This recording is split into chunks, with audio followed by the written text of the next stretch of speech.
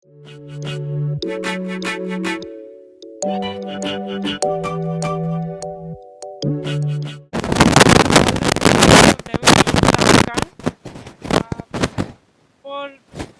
those who've never been to Lamakaan, I'd like to tell you about Lamakaan. It's an open cultural space. It's an inclusive space that promotes and presents the best of art, literature, theatre, debate, and dialogue. Commitment to being open and accessible.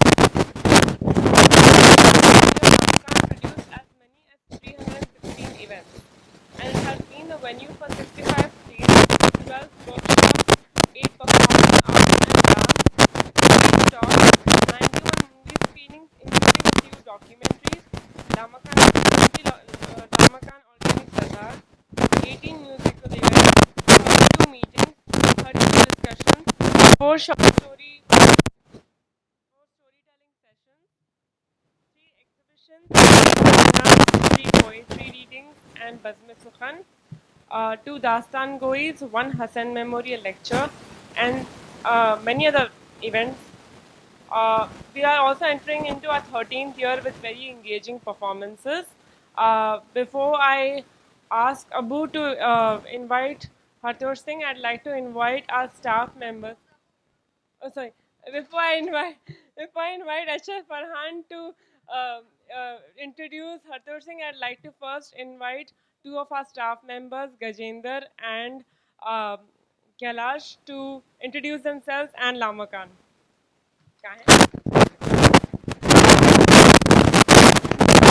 नमस्कार, मेरा नाम कैलाश है। मैं 10 साल से काम कर रहा हूँ। 13 साल एनिवर्सरी के सबको स्वागत है। नमस्कार, मेरा नाम गजेंद्र है। आप सब लोग के सब स्वागत है।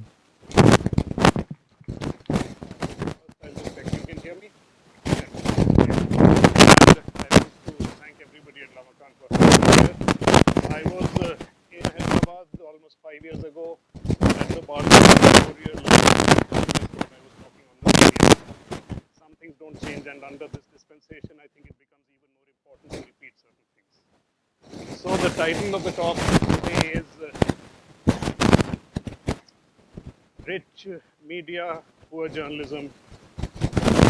There are many ways you can look at it. For some of us, it also means rich owners, poor journalists. But largely, it is to do with the quality of what we are getting in this country.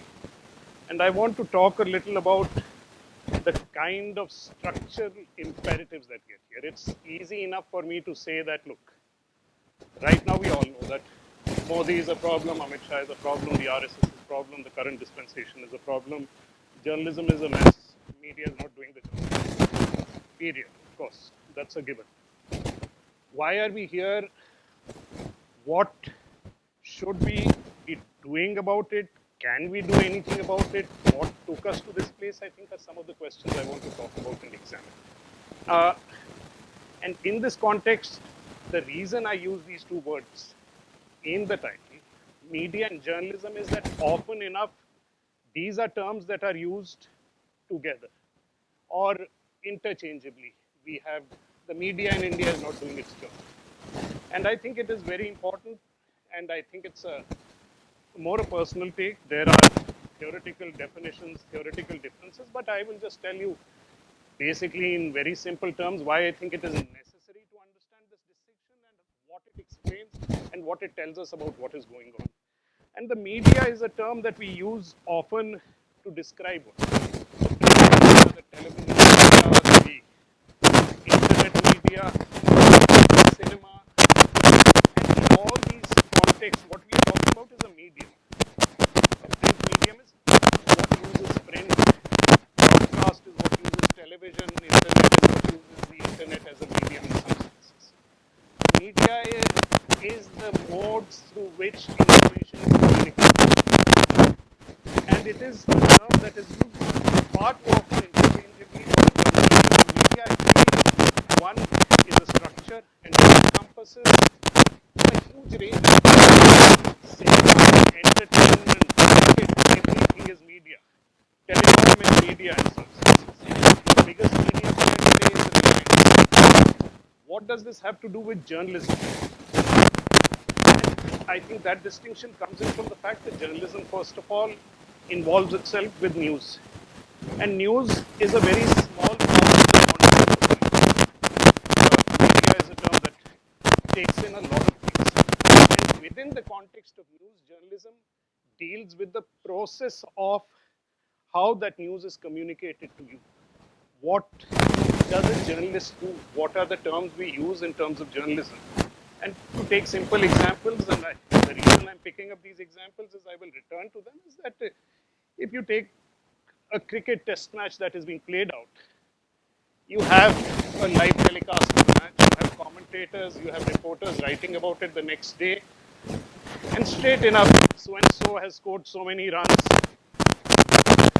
There will be other people who will add a bit more analysis in what they're writing, that it was a turning pitch, it was difficult to keep on it. And then the third thing is what we call opinion, that Rahul should have been sacked before and Shubman Gill should be playing before, should have played earlier, etc. That's an opinion piece. Often one of the key distinctions that is made is that news should not be tainted with opinion. It's actually far too pat a thing to say, far too easy to say. The real thing is there's a spectrum that takes us from news to opinion. And that spectrum is always bridged. What I would like to say is that a certain amount of analysis is part of what we give as news. In any case, when we are reporting on cricket, to say that the pitch was spinning is a kind of framework that we are giving. There may be an analysis, a batsman defining the target, so and so should have been selected, then that is opinion, in some senses. In the spectrum, it is not enough as journalists to examine what happened in the match. Who was selected? Why was somebody selected? Who does the selection? How is the board run? What is the finances of the game? How is Jay Shah involved in the match? What are the selectors doing? That is also part of the job of a journalist. And that examination of the play of power that decides how cricket is played out on the pitch is part of what journalism does. This is very removed from the idea of the media that is bringing cricket to you. Let us not confuse the two terms. That is what becomes very essential. Journalism, of course, is about getting news to you, but it is also about examining the play of power that decides how things are sorted, how they are represented, and how you get to see them, or how you get to examine them. Now, in our country, we can almost examine three phases of both the media and journalism. And roughly, I will run through them quickly to get to where we actually want to be, that is post 2014 in the current year. But we didn't get there just by itself. It was not something that happened by itself. It is not something that can be understood without taking into account the past that shaped what happened. We have sort of two clear phases. I'm taking the pre-independence and the post-independent phase as almost one. Liberalization is the second, and 2014 is the third in some senses. So first is, where does media really start in India? I'm not getting into extreme historical details, but just a broad description that our print media in India starts with the newspapers.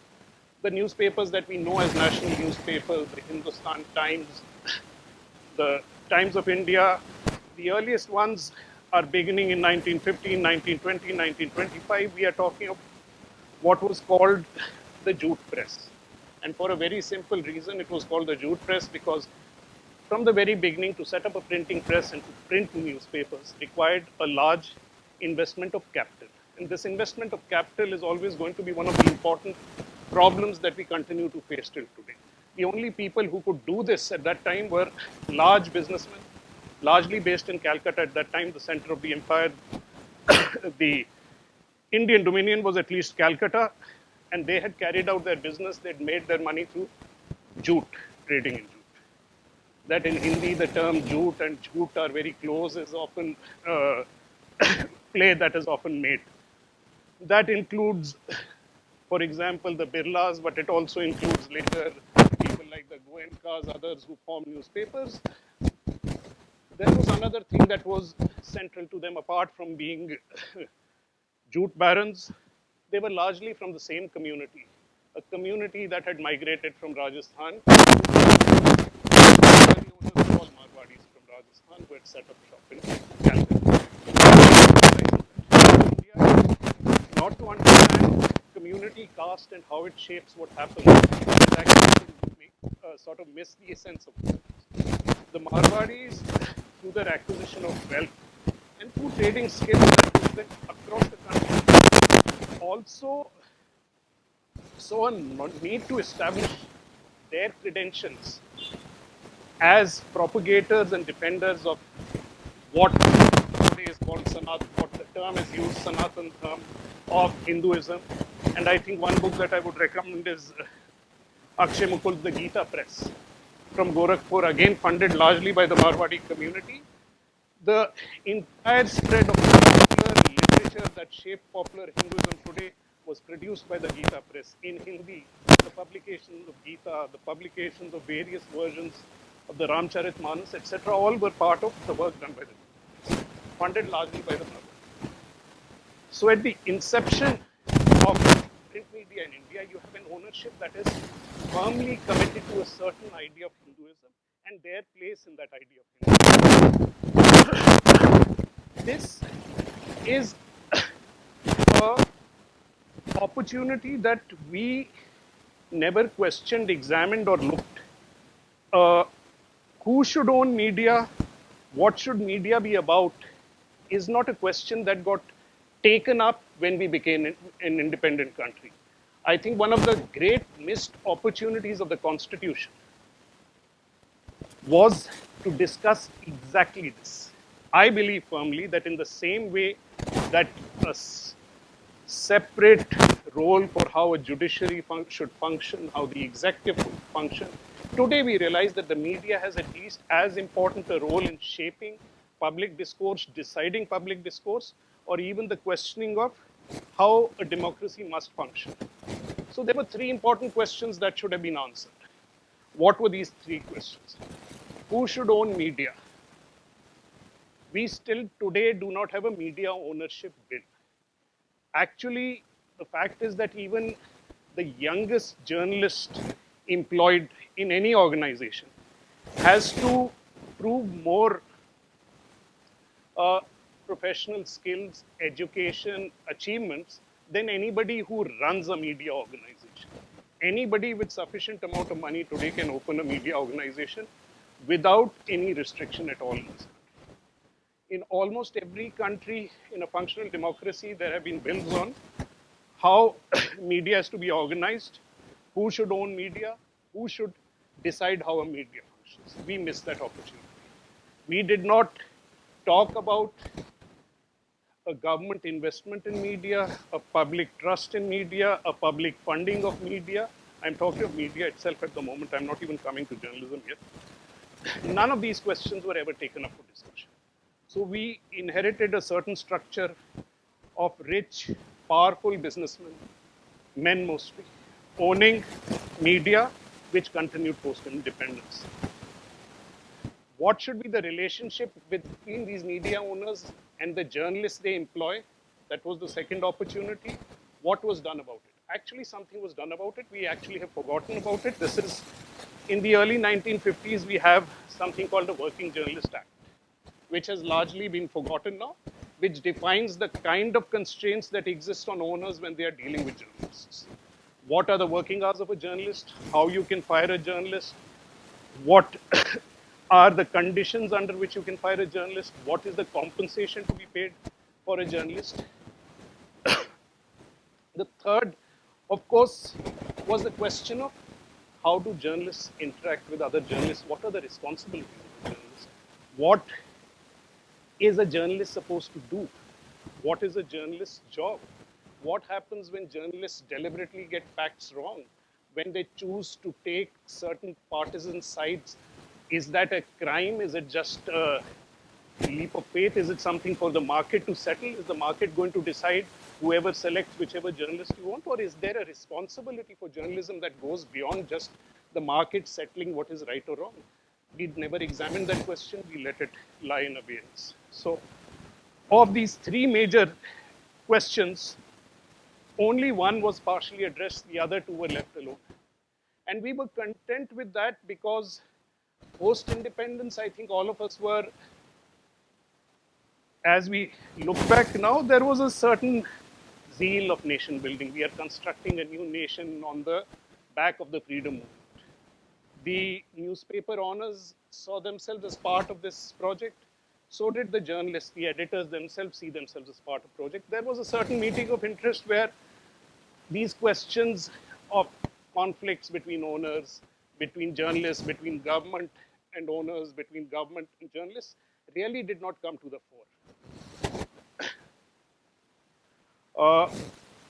I think this began to soar. There was the first actual restrictions on press freedom came about when Nehru was criticized by journalists, and there were certain clauses placed. This was among our earliest amendments to the Constitution, but largely this stayed the course till conditions in the country started changing, which is you see the China war, where there is a need to examine what the government is doing.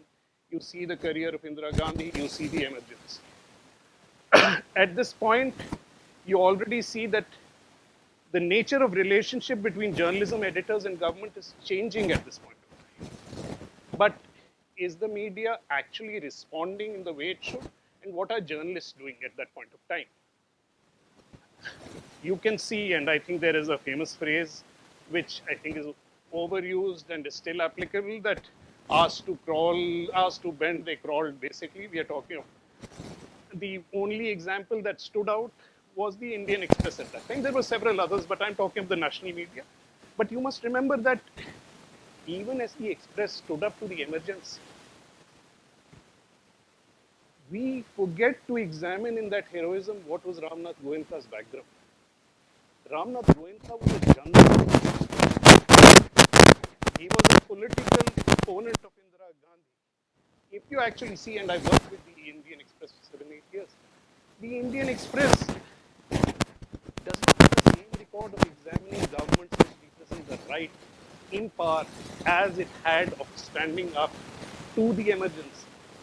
So the political bias of ownership gets reflected even in organizations which are otherwise claimed to be heroic in their resistance to what should happen. Much of this was seen hugely during the Rajiv years. I want to point out, because I think these were things more evident in Delhi, more evident to us that through the Rajiv years, the media played a hugely negative role with the journalists not doing their job, actually examining the execution of power by the media. What does it particularly mean? 84, there was the slaughter of Sikhs in Delhi. There is the misadventure of Operation Blue Star. There is the misadventure of IPKF in. You go back and look at what we thought was the beacon of Indian journalism, India today at that point of time. You will be appalled. In some senses, you are already seeing the precursors of what we call a media that is succumbing to elements in power. Rajiv is a popular leader elected by a majority that we've never seen before in the country. Does that mean that the majority stops you from asking questions that you should ask of a government? How were certain things allowed to happen? Who let that happen? Who is accountable for those questions? We did ask those questions. So I'm just trying to point out there's a history of failure of the Indian media which is now being taken to a certain zenith in some senses. But it was already there in the past, in our structures, in the way we conducted ourselves at various points.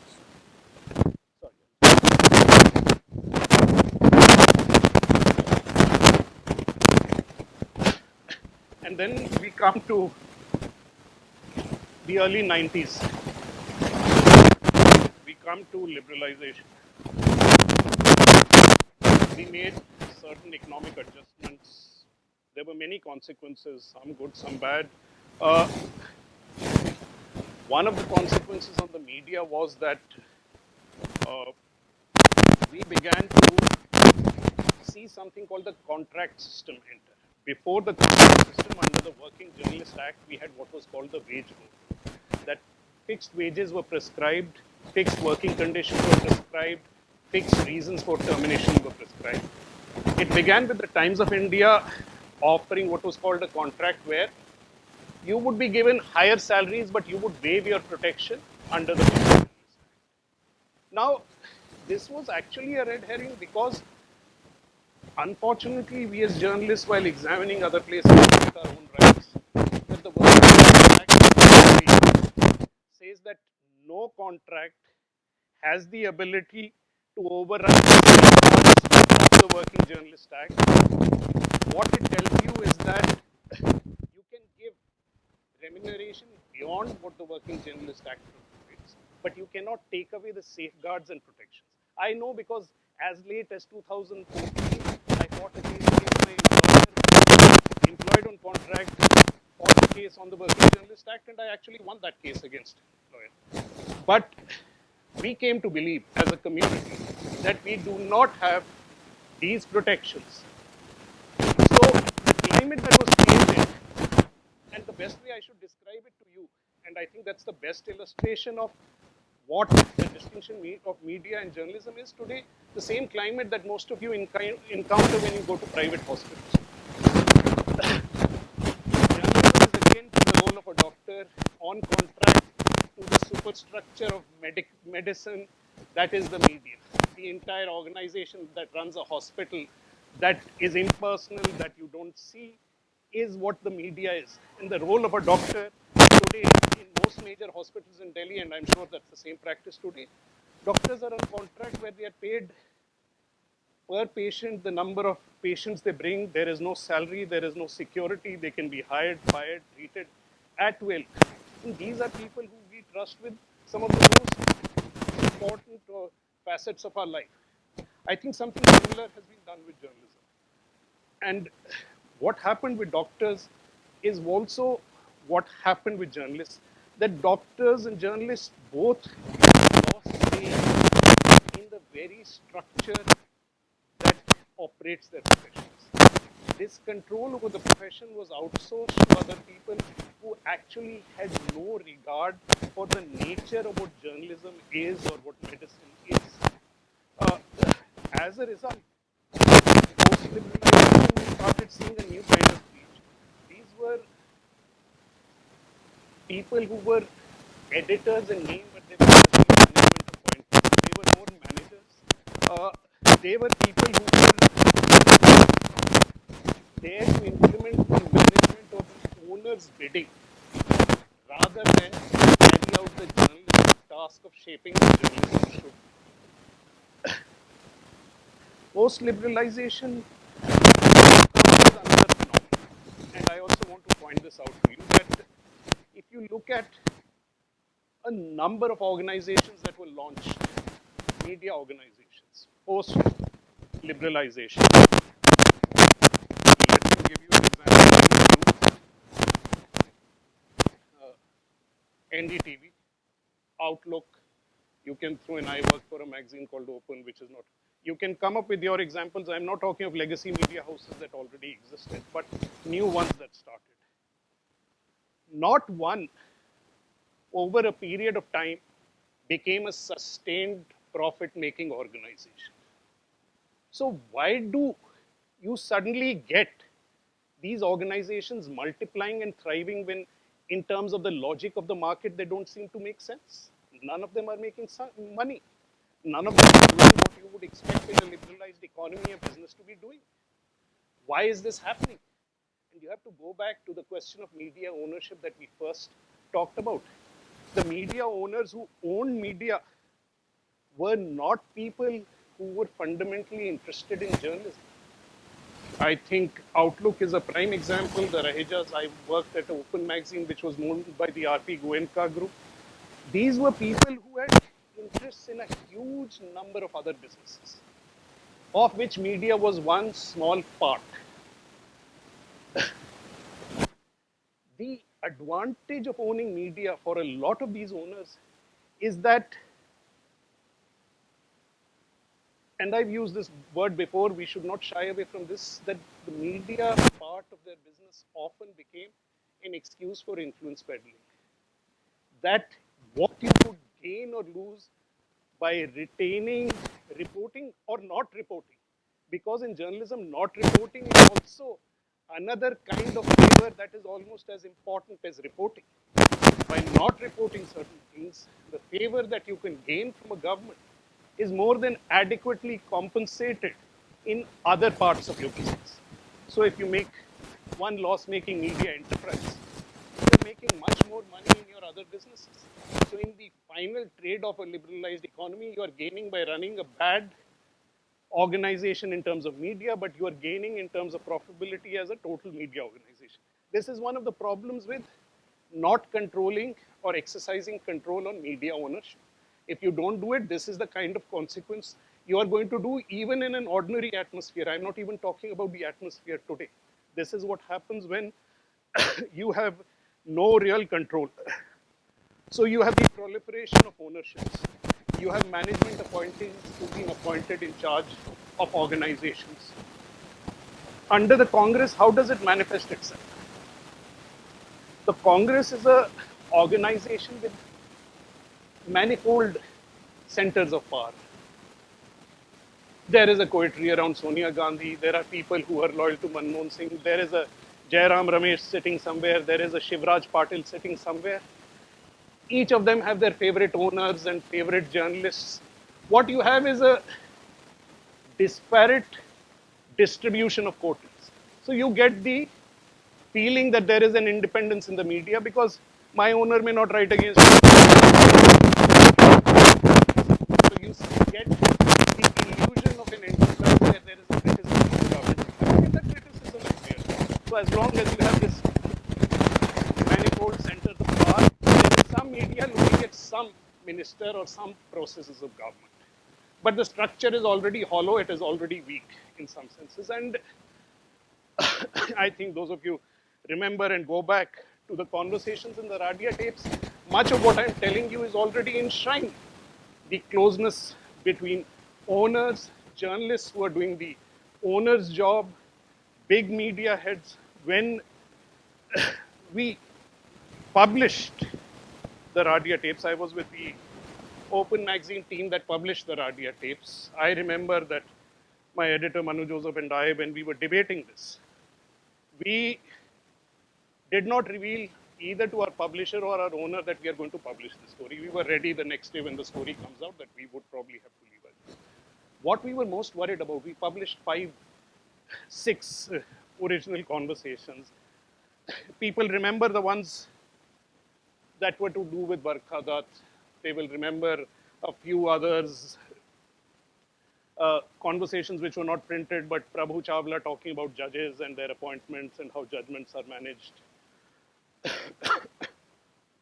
But the conversation we were most worried about, so we inside journalism knew the power, was a conversation that Ratan Tata had with Neera Nadia. That conversation, if you go back and look today, is not available. You will not find it in most places. Yeah, you can always go. That was where the push was the strongest. The Tatas went, fought cases, etc. We were sure that if our owner ever knew that there was something on the Tatas coming out, that story would never see the light of the day. This was our reading. We were not afraid of how government ministers will react, how other journalists will react. That was par for the course. Already the control of corporates and owners was to this extent. Riding into this existing structure arrives a man named Modi who has already learned his lessons of what the media is like in Gujarat. From 2002 onwards till 2014, he's been learning these same lessons. And he's used these same lessons to subvert exactly the media in the form that you see its subversion at the center. If you go back, some of you may have seen the BBC documentary they didn't want us to see for whatever reasons. And there is a moment in that BBC documentary where Modi is being interviewed. And this is a contemporary interview by a BBC journalist in 2002, in the aftermath in 2000, where you can see a palpably angry Modi glaring into the camera. If you look at the documentary, the sight of Modi itself says more than any description I can give. And he admits to only one mistake in his handling of the violence. And what is that one mistake? That one mistake is in how I manage the media. Roughly, I mean, those are the broad terms. I think his exact sentence is something else, but the indication is that. That is what he subsequently learned to do from 2002 onwards. By the time he comes to Delhi in 2014, the Gujarati media has lost all ability to criticize, dissent, disagree. And that's already happened in two ways in Gujarat. One is, of course, a centralized form of authority by a government acting directly on owners. I've told you it is owners who command the real power post liberalization. And it is their appointees who are running as editors in this environment. And in Gujarat, business is one of the most important criteria. Second is what I take you back to, which is the ownership of the media, the faith, say the Marwadi ownership had in exactly the Hindu right project that the BJP advocates. Even in Gujarat, the support that is given by the media is support not only because they are forced into it, because they are believers in the project that Modi represents. Let us not forget when we talk about the media and its succumbing, it's not succumbing. It is a believer in what is happening. It is a collaborator. It is lending a hand because it actually wants to do it. Most owners are participants in the project of the Hindu right. It's not only that they've been pressured into this. So it's a coming together of these two things. And it's already been done in Gujarat. And it takes less than 6 months for Modi to implement the very same thing in Delhi. The silences that are enforced, the complicity of owners. There are 2, 3 incidents, we have written about it in the caravan, of how very early in Modi's tenure, owners like Shobna Bharti and the Times of India group were shown their places. They had already, in this race of commercialization, started organizing what they call summits, media summits. The success and failure of those summits depended on the government's participation, whether ministers will attend those summits, where Modi himself will come to the summit. And very soon in his tenure, at the very last moment, Modi told them he would not be coming. Ministers boycotted the summit. It was both a blow to the prestige of the organizations which had, it was also a financial hit. They fell very much in line very quickly after that. And almost the entire media followed. Uh, all this is very different from the kind of fear that we imagine is happening in the media. It is not that everyday journalists are getting calls and saying, if you write this news, you will be picked up, you will be put in jail. Or there is a physical threat, or even there's any direct contact with the government.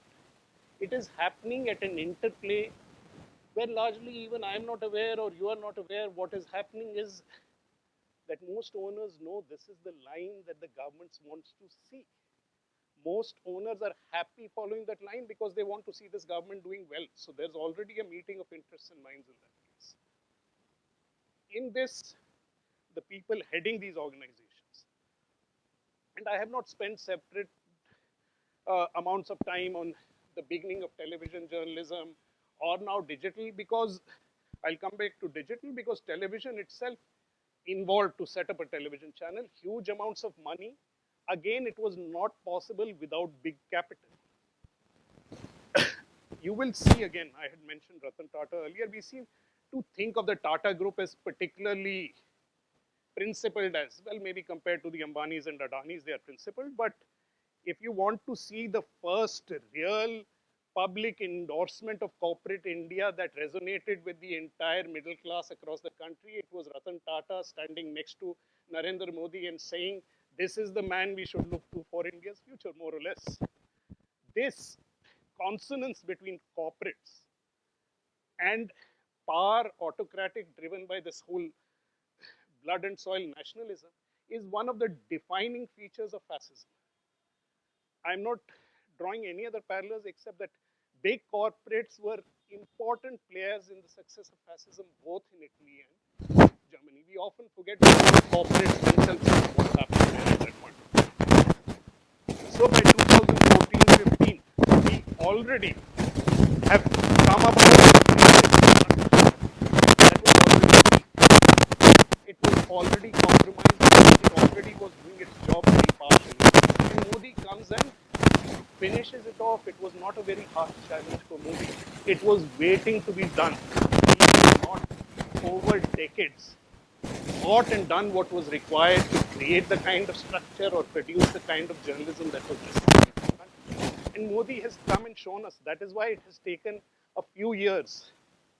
If we had any institutional steps, all my problems with, say, the media in the US, the fact is that a change in government or two changes in government are not as easily able to subdue what is done. In this context, what remains?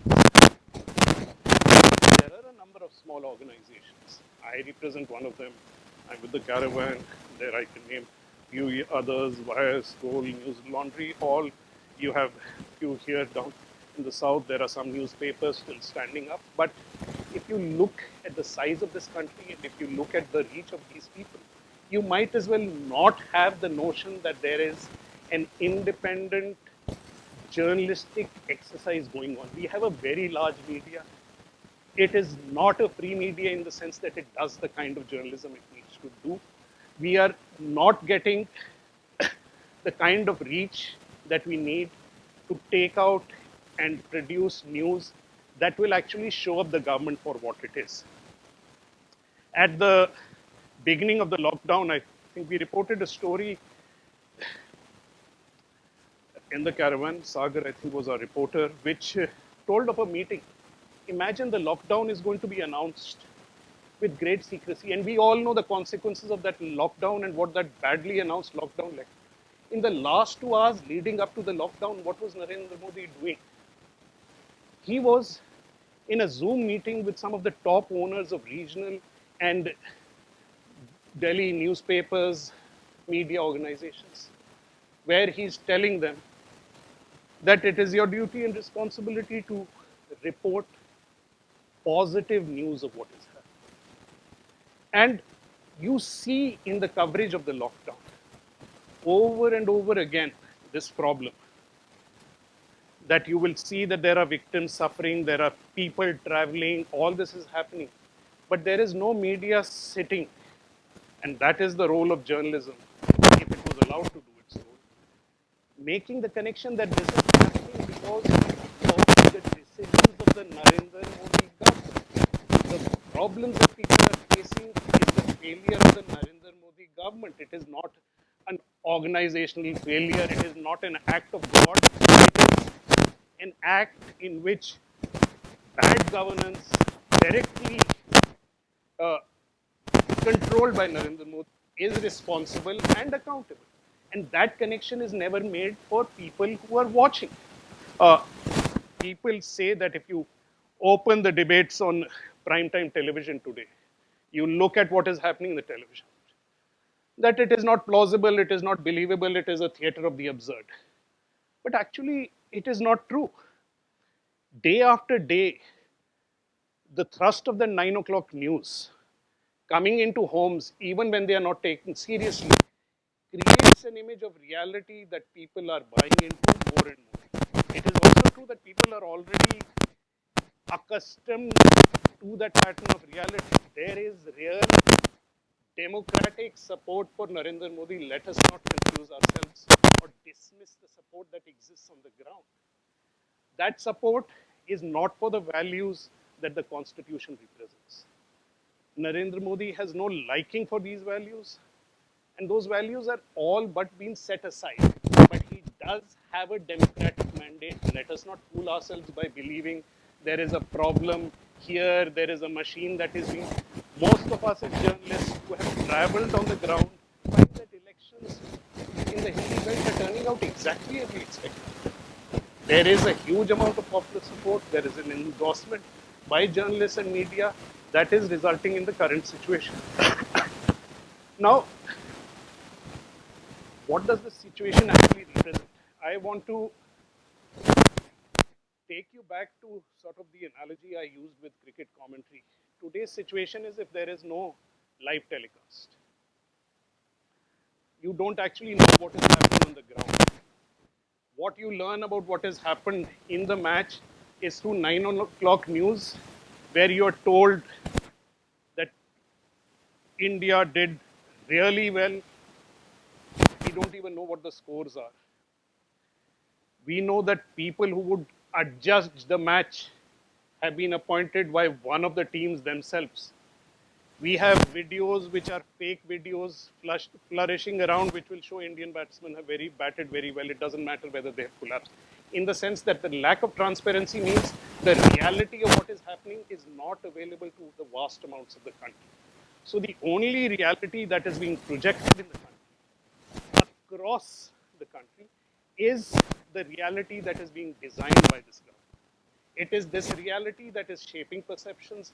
It is that reality that is being consumed. It is that reality that is being discussed, coordinated, and reacted to. There is no other place in which opinion or analysis can shape some things, because the facts themselves are not available to people.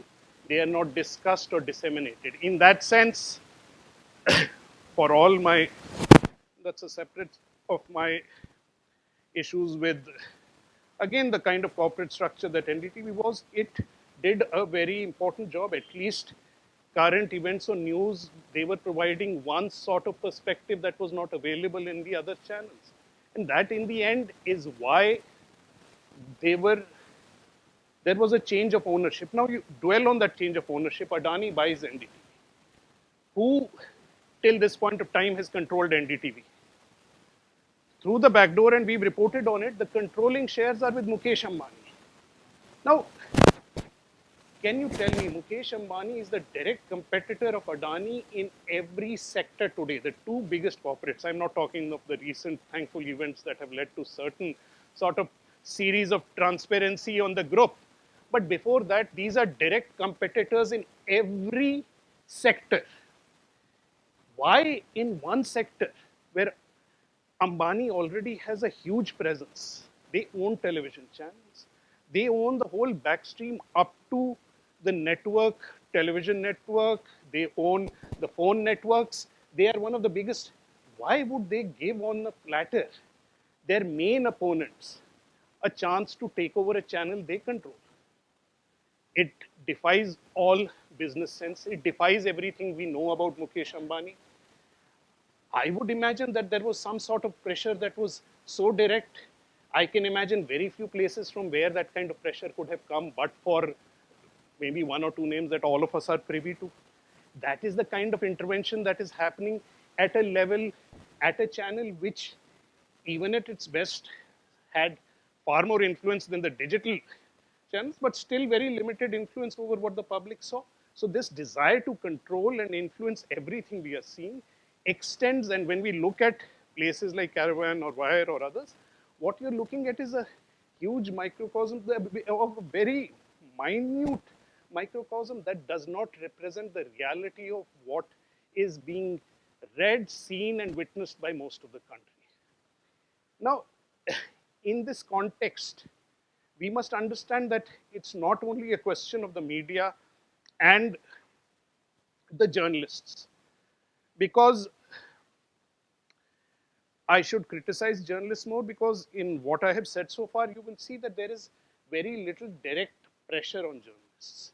Much of the pressure is coming through the owners.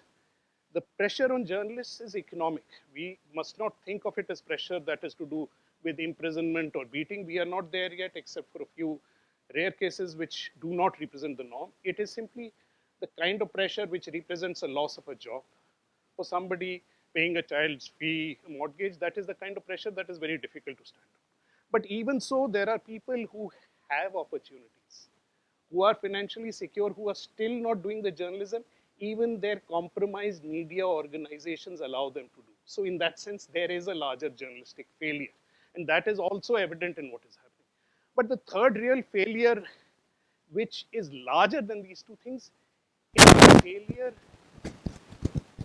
I don't know what else to say, but the failure of a public.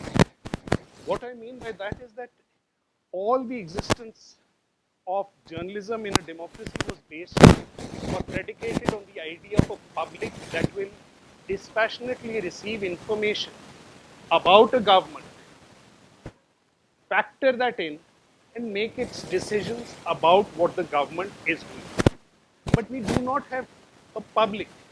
We have, call them IPL fans or football fans, who are wearing a t-shirt with Team Modi on it, who are not willing to accept any criticism of their team. There is no existence of a public today which allows us to believe that the role of journalism or media, even if it were lived out in the manner it should be, it will have an impact on our society, because our society has reached a point where this commitment, this fandom, does not allow facts to have impact. We are operating in the realms of psychology, where as a journalist can't go. I cannot go and change the psychology of somebody who believes that what Narendra Modi is doing is right, that this is a Hindu Rashtra, that Muslims need to be treated in a certain way. That will not be changed by all the facts on the ground that will show you that Narendra Modi is a bad prime minister, this government doesn't function. These are not the values that the constitution stands for. So one is the larger abdication of the public. That is a response that has to come politically. We as journalists cannot intervene in that process. I'm trying to tell you what the limitations of what all our roles are. That is not to say we have to abdicate our roles. But there is a limitation. That is not a process that we can answer for or do anything about. As journalists, what we have to do is keep doing what I think our role is in what I have described, which is that we have to hold power to scrutiny all the time, constantly examine it, raise questions about it. And if we are to do our roles as journalism, we must also turn the gaze around, even in such times, on the opposition, on other governments, on every other public figure exercising power. I say this because only recently we wrote a critical piece on the Bharat Jodo Yatra. For whatever reasons, I'm not going into the reasons of the criticism of what the problem was. I personally got the kind of feedback that we get from our constant work that examines the supply of power. You can disagree with that, but the immediate response from serious intellectual figures was that you guys have sold out, that you are paid agents of the Modi government. I said, we are paid agents of the Modi government. But in the end, what does that represent? It shows you that there is no appetite for creating journalism or a structure of the media that will institutionally be sound. This opposition, weakened, destroyed, which has led us to the mess of a lack of structure in the media, is waiting when it comes back to power to do to the journalists and the media exactly what Modi has already fostered. They want to see the same things lived out. And that is what we also have to be aware of. Modi is a problem that is not comparable to anything the opposition can impose on us. But the day they come back to power, we must not forget that they are not a solution to the institutional crisis that led to the collapse against Modi. The public itself, if we can ever reinvigorate the public and recover the meaning of the word, must understand that institutional structures will have to be created. Despite the politicians, there is no willingness across the political spectrum for institutional strength. And that third will require a change in the very structure of what the media is in this country, on the norms that govern it, how it is organized, how it must function. Now, that's a really large challenge, but I'm just trying to say that honestly, one, I do not see the public itself changing. This hate, this demagoguery, this descent into madness that this country is being led into by this government and this Modi and his factotum Amit Shah is not something we can see reversed, because it is the penetration of the RSS and the Sangh Parivar into almost every aspect of certainly what I would call the society of the Hindi belt and Western India that would include Gujarat and Maharashtra. What is happening here, you will know better. Even if it was so, the challenges before us if we want good journalism is not going to come from a change in government, even if it is something that the public will have to fight for. It is not a task that can be left to politicians. And that challenge can only be met when we actually renegotiate the structure of media. I mean, obviously, very ambitious goals. I see none of them happening. But the point is, that is what we have to keep trying, and that is what we have to keep pointing out as journalists. On that sort of largely because there is no optimistic note in what I'm talking about. Honestly and visibly, it is not possible. Plus, that should not stop us from doing what is necessary. Those are two things we must always separate. But I mean, that is what I want to end with, the pessimistic note of necessity of what we do next. And I just open it up for questions.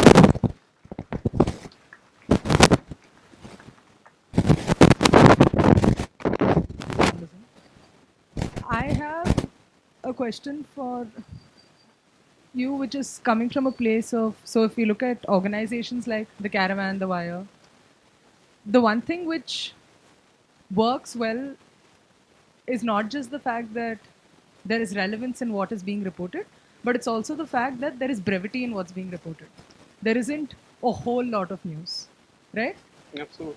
So most journalists who are not a part of those 2-3 organizations which you mentioned, which are trying to be independent, trying to do good work, what happens to most of us on a regular basis is we push out a whole lot of information because there is a lot happening in the country, Sure. right? And what that also means is that when there is a whole lot of information which we are consuming and putting out there is very little we are, or rather I am able to do about it, because I don't know how to unpack one particular story and focus on that itself. So if we were to just look at Telangana, there are issues with the budget, there are issues with the Kaleshwaram lift irrigation project, and I can go on. The list is fairly elaborate. And what do you think journalists, young journalists, should be doing in such a case when there is a whole lot of information, very little time, and you did speak about relevant when you have a lot to deal with, when there is a lot of information to deal with, rather. What you're saying is, let me say, and I've been saying that the role that a Wire or Caravan or whatever plays a very limited role. I will call them, for the lack of a better term, they are, call them, I could get the figures wrong a little bit, but it sort of encapsulates the problem. They are less than 10 crore organizations. What does a less than 10 crore? That means their annual budget is less than 10 crores. That is the kind of money on which these organizations are being run.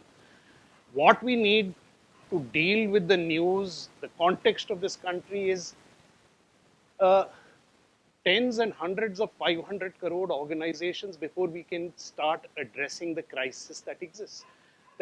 But the problem then becomes, because of the structure of how the media is organized, as soon as you have 500 crores invested in an organization, you can no longer be independent. That catch 22, I do not have an answer to. That is what we've done by selecting a certain media structure for ourselves. In terms of young journalists at organizations where a lot of news comes in, I've spent my entire early career as a daily journalist with the Express, both reporting from districts, from that. That is why there is a hierarchy in a newspaper or a news channel. Your job is to focus on the areas you are looking at and to put out the information in the structure or the hierarchy of newspapers. There are people who have to filter it, put it out, select a front page, decide what is important, focus on what is not. Journalism, in the end, is a collective enterprise. It is not your individual responsibility nor mine. Our habit of looking for hope in individuals, we all know names, a Ravish or a Rana or whatever names you want. Important. But journalism will not be saved or will not die on the basis of these names. Journalism will be saved or will die on the lack of institutions or the structuring of institutions. It is a collective enterprise which requires a community of journalists working together, believing in shared values. looking over each other's shoulders, getting things right, and making judgments on what is important, what is not, and putting it out. So that is not something that is your individual responsibility in any organization. Your responsibility will be, if you're charged with that beat or the supervision of 10 beats, how do you focus on what is happening there? That is your responsibility. It is an organization's responsibility to put out the things yourself. That cannot be reduced to one person.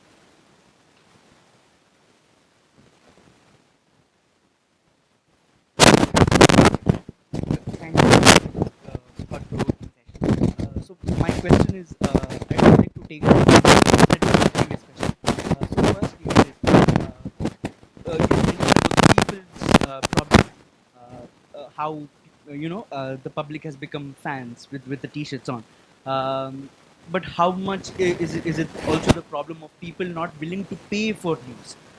For instance, Shekhar Gupta in one of his Prince video mentions how Indian Express is like a highly subsidized paper. In fact, all newspapers are highly subsidized. Given like 15 rupees is just the cost of is the printing cost, and not just that. Even the TV news channel subscriptions uh, are highly subsidized or in fact for free. So, is there any model which is followed in other countries that India can that journalists in India can pick up on how to encourage public to pay news for them to be independent? We always hear news laundry saying pay to keep news free, but we don't see that happening. Look, I was just talking to Sanam about Lamakaan functions because it is not financially dependent on anybody else. Yeah? We at Caravan are not dependent on anybody else. We raise subscriptions. Wire raises donations. Uh, these make for very limited models because there is not the scope for large scale subscriptions at the moment. This needs to grow.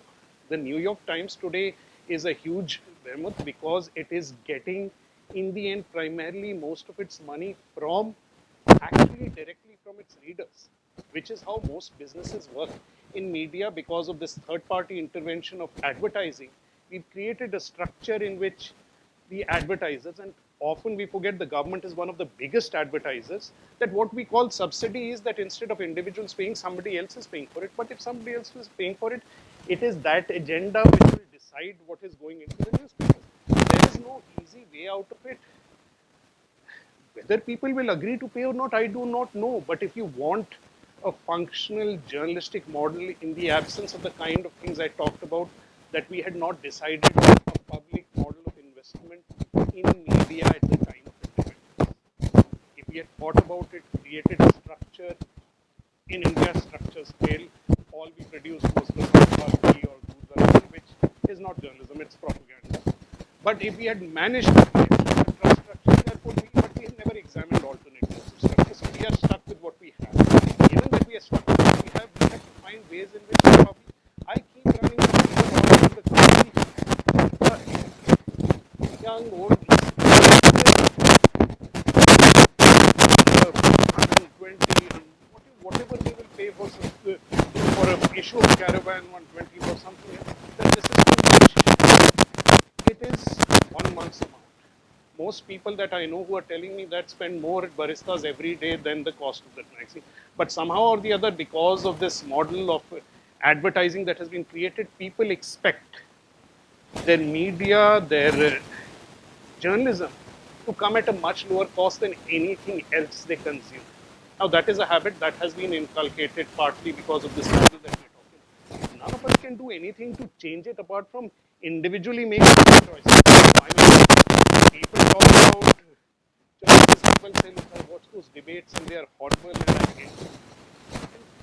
And the reaction is, look, are you sure? They want you to watch the debates wherever.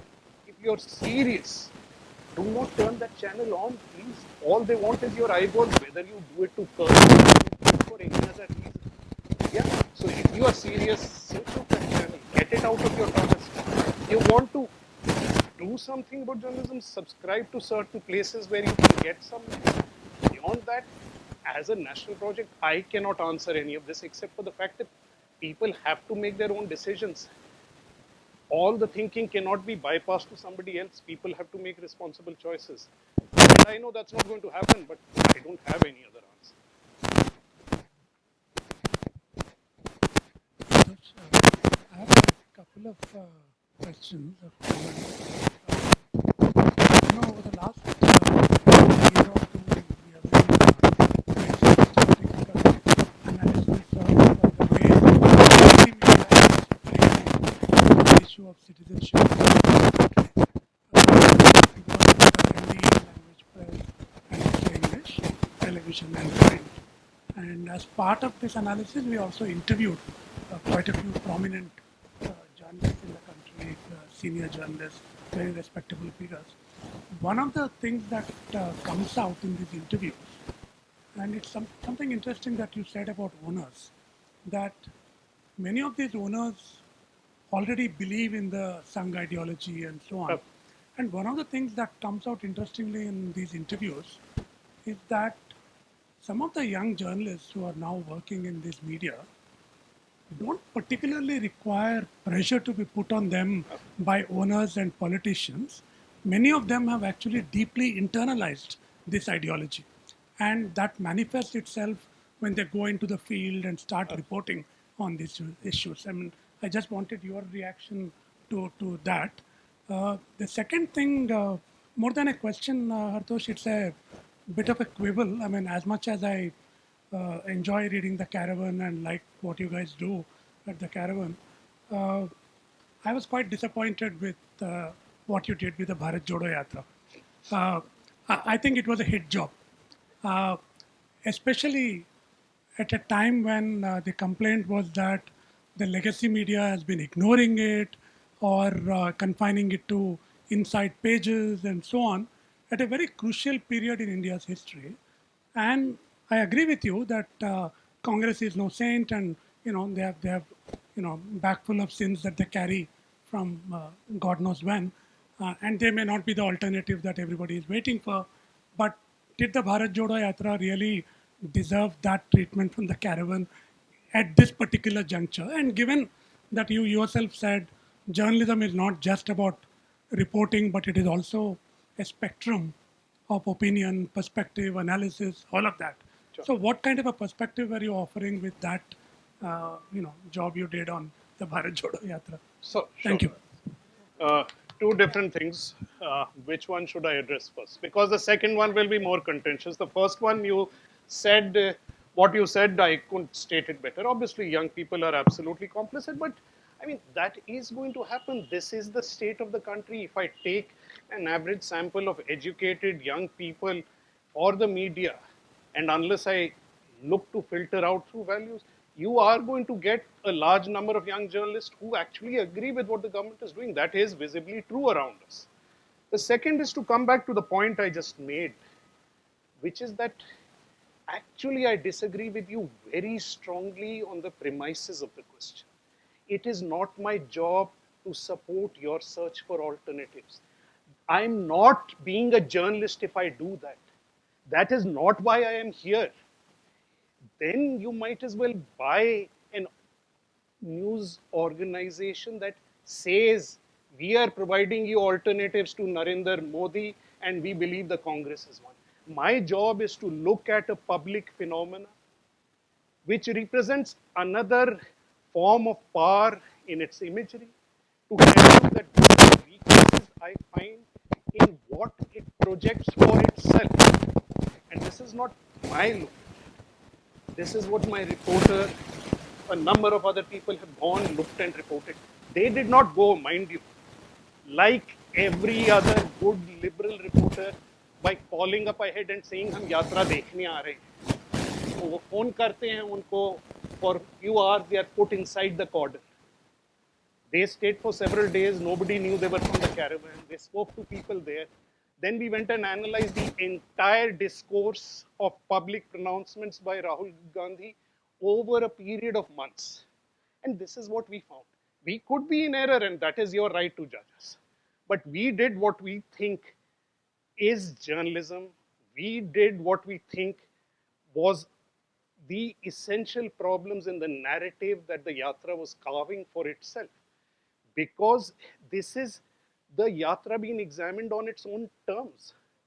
You are saying this is what you are claiming to do. But if you are claiming to talk about the problems of the RSS, the problems of the RSS is not that you are not giving us jobs. It is because of your ideology you are going after Muslims. Why are you afraid to say that? Do you have an answer to that? If that is what you are going to wander around and saying with half-hidden facts, then it is my job to point out because nobody else is doing it. And my job, I mean, when I use the term my, it is institutional. It is not me, Hartosh Singh, Bal Singh. It is that we sit down, our reporters go out, we look at it, we discuss it, we argue it. And this happens, and I must credit our owners with it because my owner who goes with the editors tag Anantnath actually disagrees with us strongly because he's a strong supporter of the Yatra. But he firmly believes that there is a task here for us which is journalistic and that we are the people who will make that decision, will do it depending on what we see and find, and that is what we've done. We could have got it wrong, that I'm not denying. But we will never operate under the premises that you are defining at this juncture, at this time, is this the thing we should do? The juncture is what? The yatra is going out. We have to look at it on its own terms. If Modi is the threat, I do not believe that I should stop looking at what is happening in other facets of politics and looking at it on. That is my reason for looking at it. And I can be wrong. I'm willing to admit it. Hartosh here. You know, a lot of what you said, in fact, all of what you say, is from the mainstream national English media. And so I've just been listening to you, and if I apply that same template to regional media, then why doesn't it work the other way around? Why is the Telugu press not scared of KCR and builds him as a god? Why doesn't it do it for Stalin? Because the press comes, gets the ads from there. All of what you said. Well, one is if you look at the Hindi media, it's worse than what I've said about the English media. Yeah, so first of all. Second is, in states where we claim that the opposition exists, it's not very easy to be an independent journalist in Bengal under Lamakaan. If the problem here or in other opposition states is not as grave, is because they have not applied the template of Modi in the exact force that Modi has used. Sooner or later, and it has been done in different measures by different state governments, the AAP in its own way works with inducements and cutting off access, giving money, going after journalists to achieve something similar. So in some ways or the other, there is no model in this country where any government wants an independent journalistic exercise to prosper. They may do it at different levels, and Modi is at the moment supreme, but I'm sure others are learning the lessons and applying them in their own ways. The fact is, we are unfortunately at a place where I'm not talking ideologically, but in terms of personality, all our politics is structured around the same kind of politics that Modi represents. One personality with no people who question him or her around them, with an autocratic form of government with no transparency and accountability. That Modi model applies to almost all our opposition parties as well. So I have a like a private question. But you were training for to be a mathematician, right? I mean, you're on your way to do a PhD in fairly abstract maths, which is a very safe sanctuary in these days of symbols that work the way they do, etc., etc. And on the other hand, you are completely engaged with the society in turmoil and probably at a break point. So, is there not a draw for journalists to just give up and go away? Right? I mean, what makes you stick there? I mean, so that this is part of this stubbornness. Maybe I like banging my head against the wall, but I mean, look, I did not stopped doing mathematics because I wanted to enter some cause and do anything. I was a loser. I didn't want to be an academic. I quit my PhD. I came back to India. I wanted to travel and write. It was the 90s. It did not. The impending doom, as I found traveling around, that Hindutva was a serious problem. Even but that we would reach here so quickly wasn't an idea I had when I joined. So some of all that has happened through sort of gradual changes, shifts, and we are where we are. In that, actually, without giving up on journalism, I have returned to doing mathematics at a pretty serious level, where I do actually devote some time to quite serious mathematical work, but not because I'm abdicating where we are. It is more, in some senses, occasionally, quite apart from the engagement that maths brings, it is one way of looking at Modi from the reverse side of a telescope. Everything seems a little far away for that little while. No, I mean, no.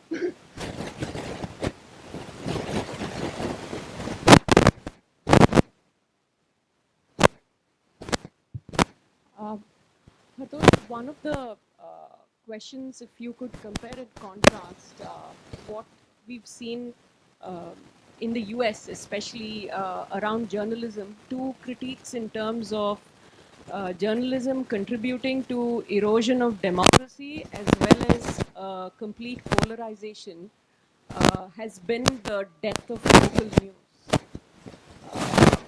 Do you think that that was a factor in play in and I'm not even at the regional level, I'm talking about like local news? Was that a factor? How much has local news kind of tried to keep journalistic integrity? What is your take in the Indian scene? So two, three things, I mean, and I have left some of these out in the talk because there was not space. But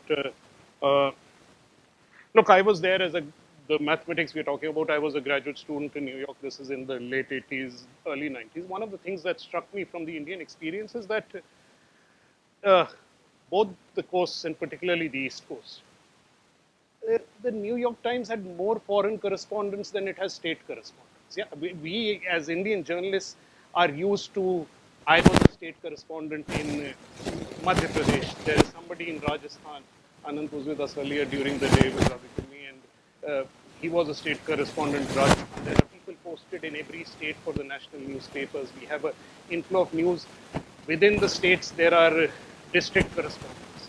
The New York Times, for example, doesn't have correspondents sitting in Tennessee, Arkansas, etc. They have correspondents sitting across the world. It is the kind of worldview that America imagines for itself, where you have abandoned an internal inquiry in this sense of the power of the world that you command.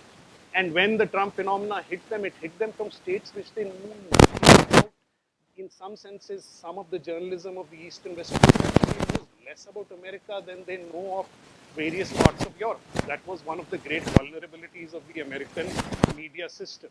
Whether there is an analogy with what is happening in India, yes, there is an analogy in the sense here we are seeing an application of reporting entirely, which is that the TV talk shows have come at the expense of actual reporting from the ground.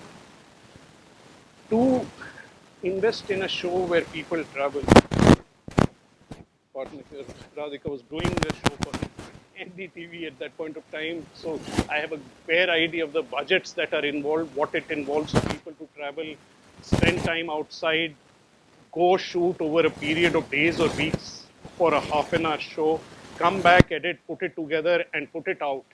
And viewership, but lesser viewership than a shouting talk show or even a quiet talk show of left, right, center, where you can pick up three random people from various spectrum, put them in front of where the cost of a studio or nothing, the cost of a camera or nothing, the anchor salary you're already paying, and you're getting more viewership.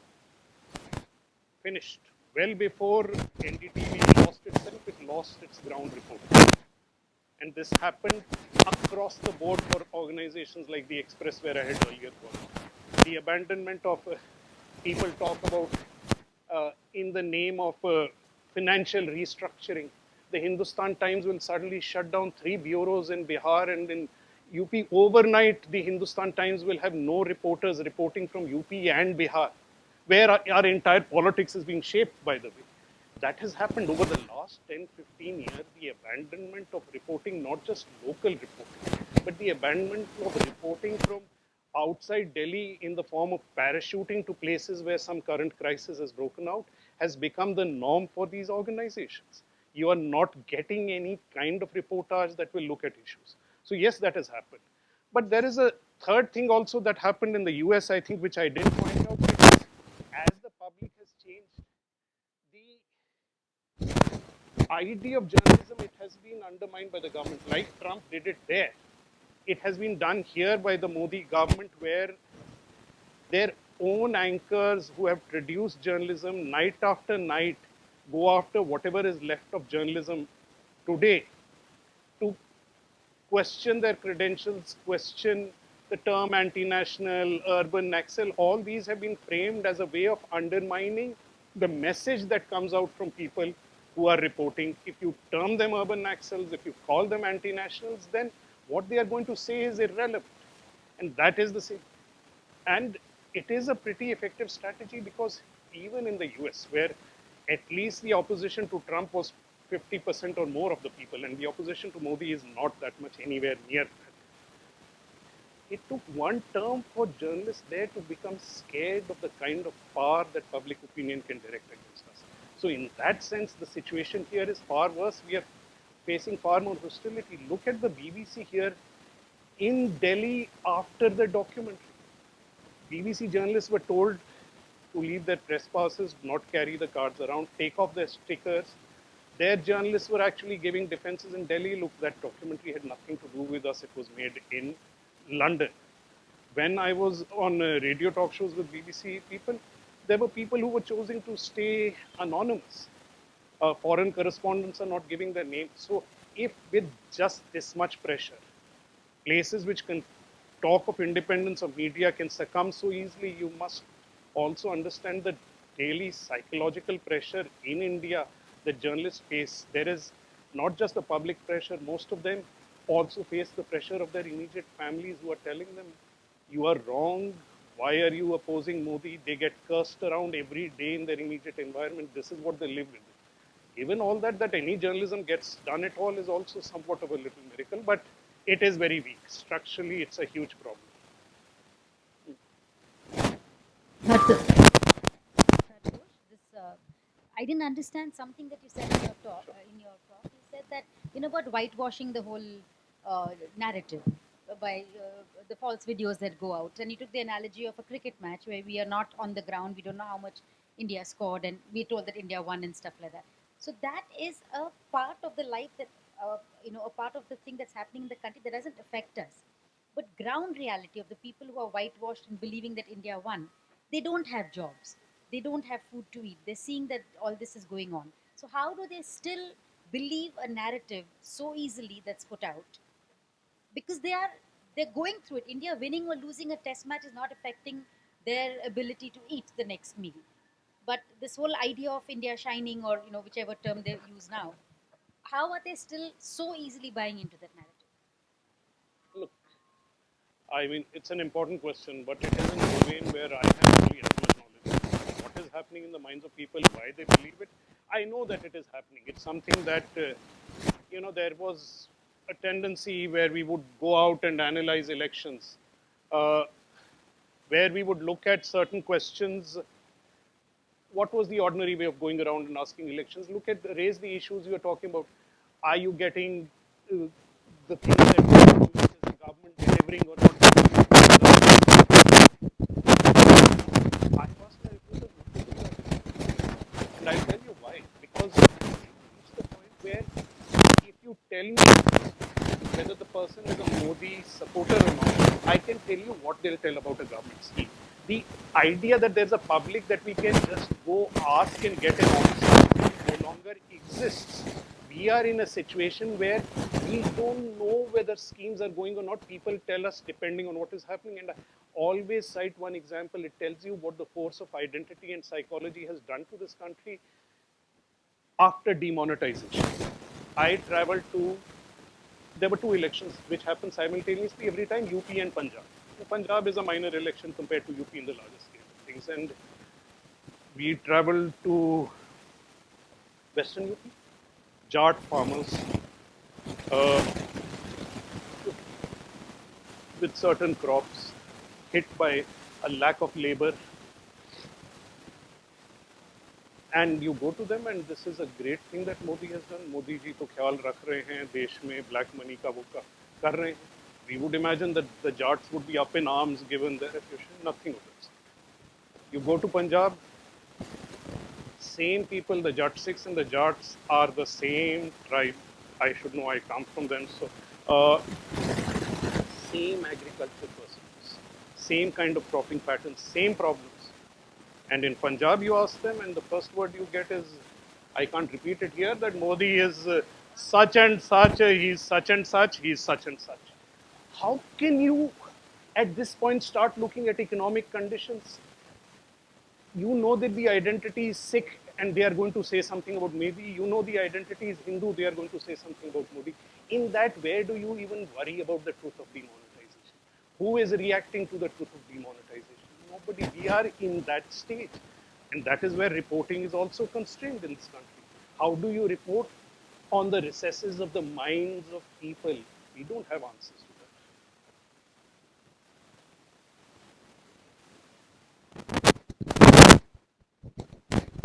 You talked about the fact that it doesn't matter whether Modi or someone else comes to power.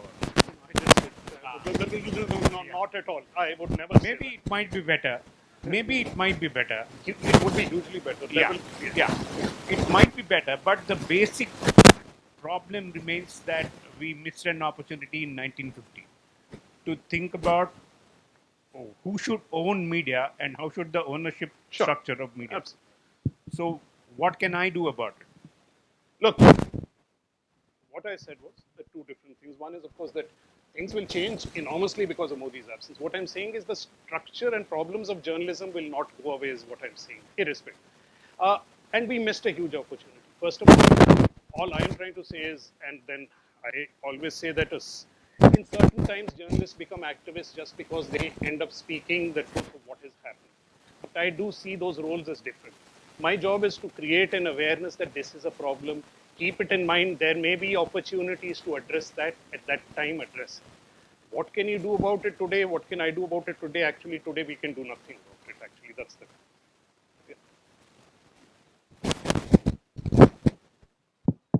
Yeah. So I'm actually very confused because I generally don't understand the gist of this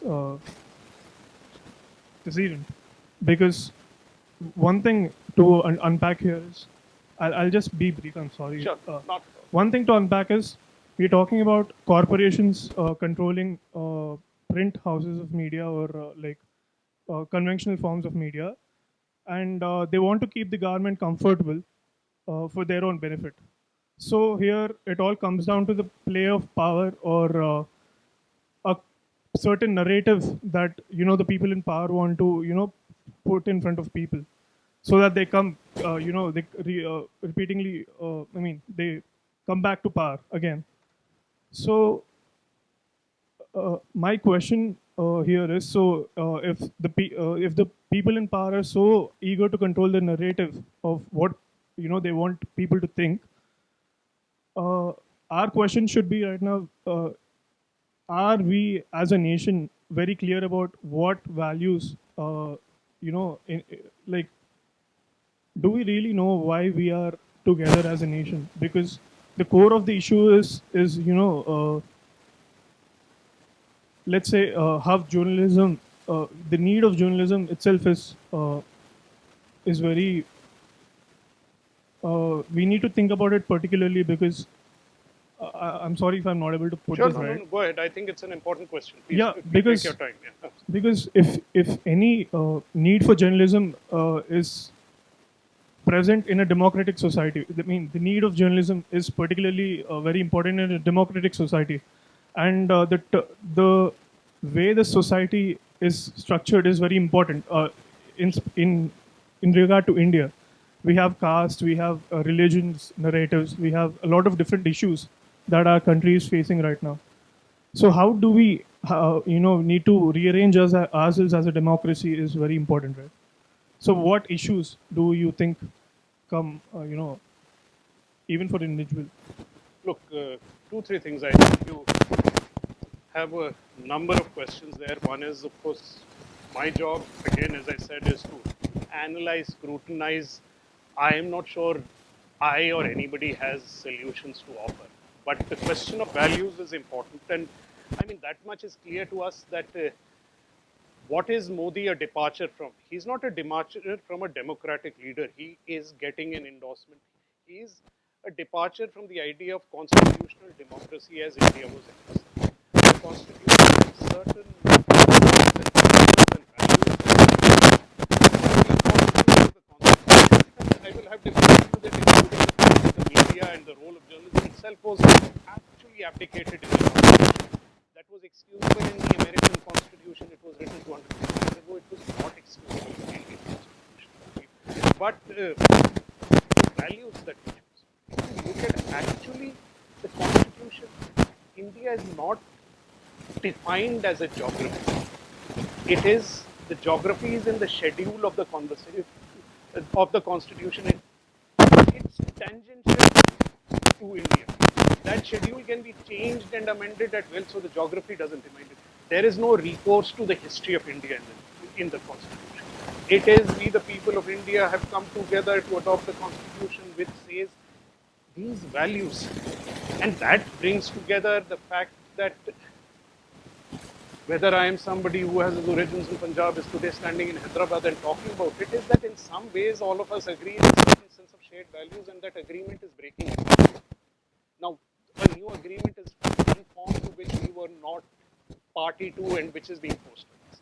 Whether in that context India continues as a nation, what India means as a nation, or whether what we think of India actually has meaning, those are important questions.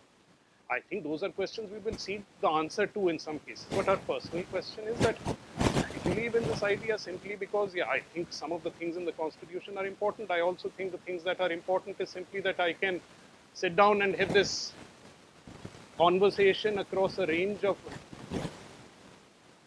if things were to go wrong in India, I have no desire to go restrict myself to a small state in the north of India where the only other people are just Sikhs, where there's a uniformity or a homogeneity which may not be a Modi government, but which will be somewhat as perilous. And that is the form that these people want to impose on the country. Even if it goes into small bits, none of those bits are going to be livable. So in that sense, what I would fight for is the idea of a large country where we have this diversity, not from some great idealistic regions, because that's how I want to live, basically.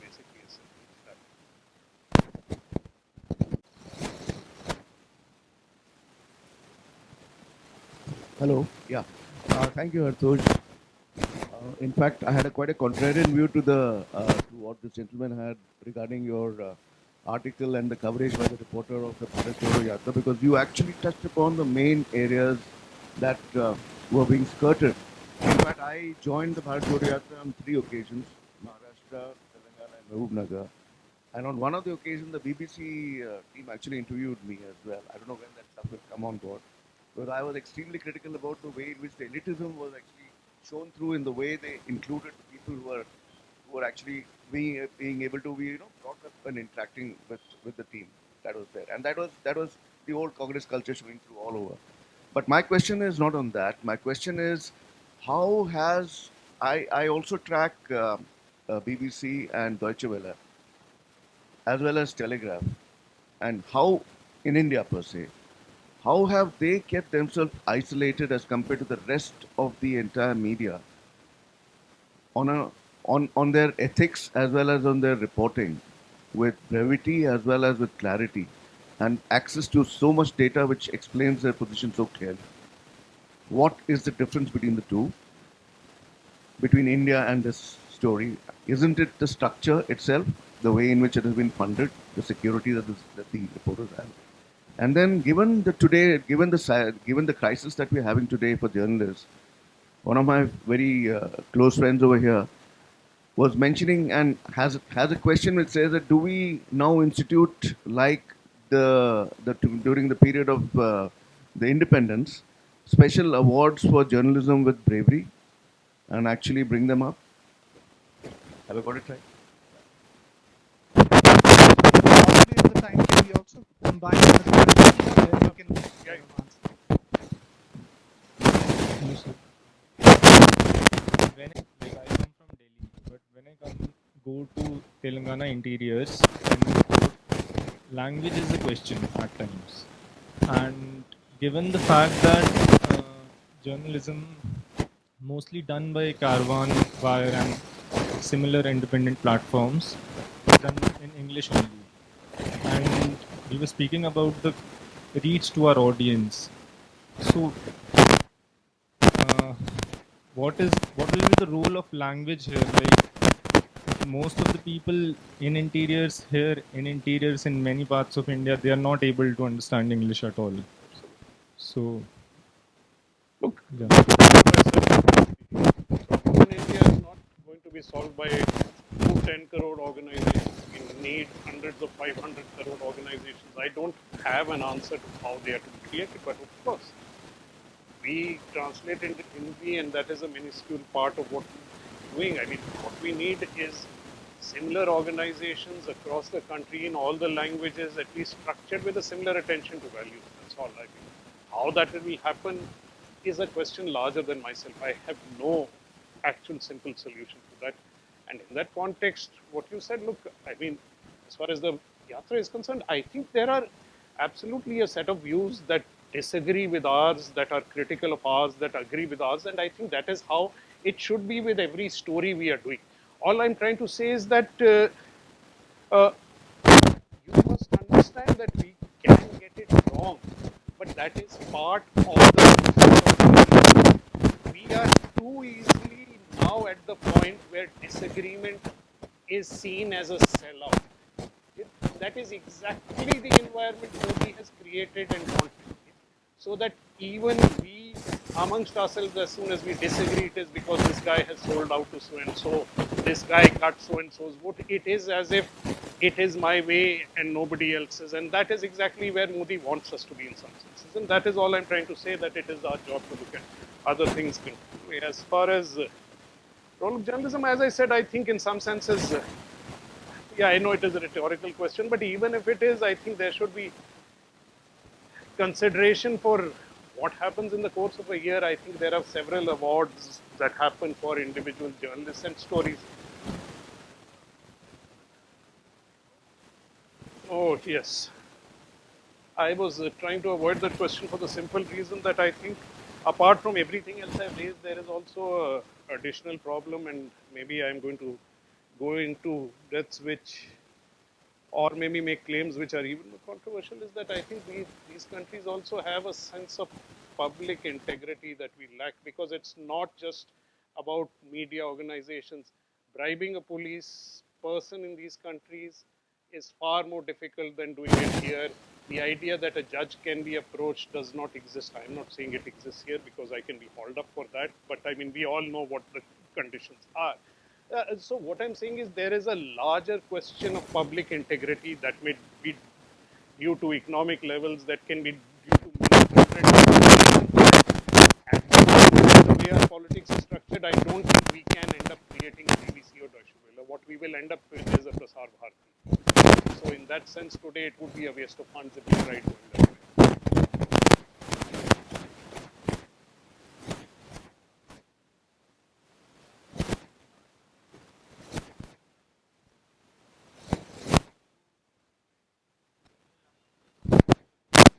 Money. Money, absolutely. Okay, just shifting the ground a little. Kisan Andolan. Would you consider that as a voice of resistance to modification, attempted voice of resistance, much beyond the three laws and all, which were more the immediate kind of may have been Again, things that we stimulation. I know it is really on hodgepodge. I mean, it was a combination of a lot of forces inside. There were many layers. However, uh, Look, I think we should not burden the farm agitation with more than it sought to do. It was, we must admit, for whatever reasons, the one successful public agitation with limited goals that achieved those goals. In that, they also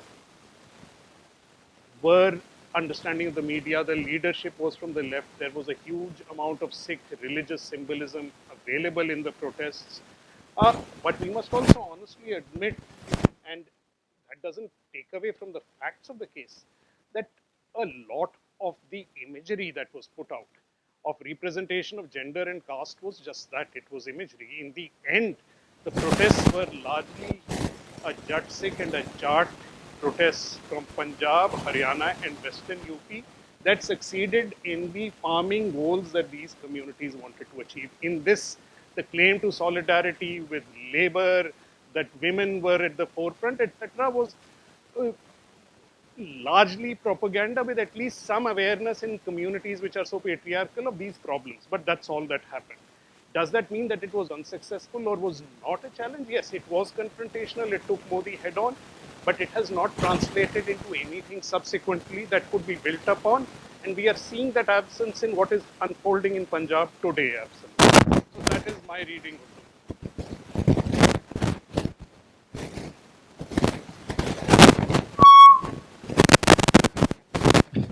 All right.